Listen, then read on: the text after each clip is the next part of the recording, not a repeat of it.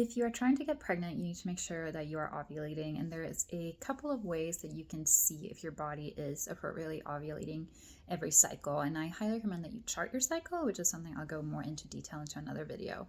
So one sign that you really want to look for when you are seeing if it is time to try to conceive is you want to look for really fertile cervical fluid. So you might have discharge on other days of the month that's more dry and sticky. You really want to look for something that is more egg white and watery in quality.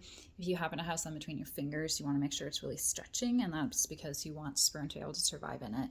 And sperm can live in it for up to 5 to 6 days. So even if you have sex a couple of days before ovulation, sometimes that is enough to still be able to get pregnant.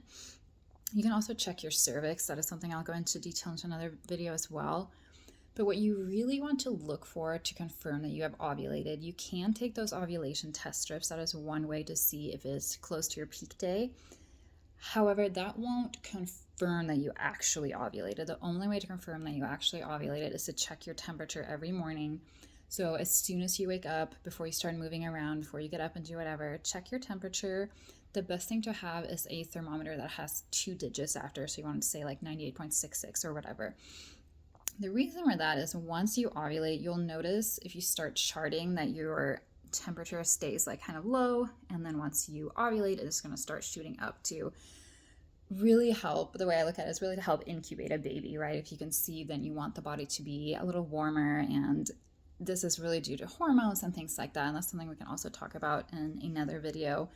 But once you've confirmed that temperature change, then your egg has been released, you have ovulated, and then you're in your 2-week wait, which if you're trying to conceive, we all know what that feels like, waiting to find out if you've become pregnant or not. But yeah, that's what I highly recommend is 1, charting your cycle, 2, looking for that cervical fluid. You can check your cervix. I'll be honest, that's something I do myself, but that's something I can go into more detail. And then also you can take the LH test strips. For me, checking my cycles are very regular, so checking that cervical fluid is enough for me. But when I started charting, I really used, a thermometer every single day. I was really diligent about that just to make sure that I did in fact ovulate and that I was ovulating every cycle.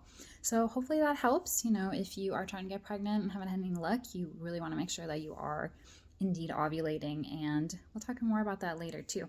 All right, hope this was helpful.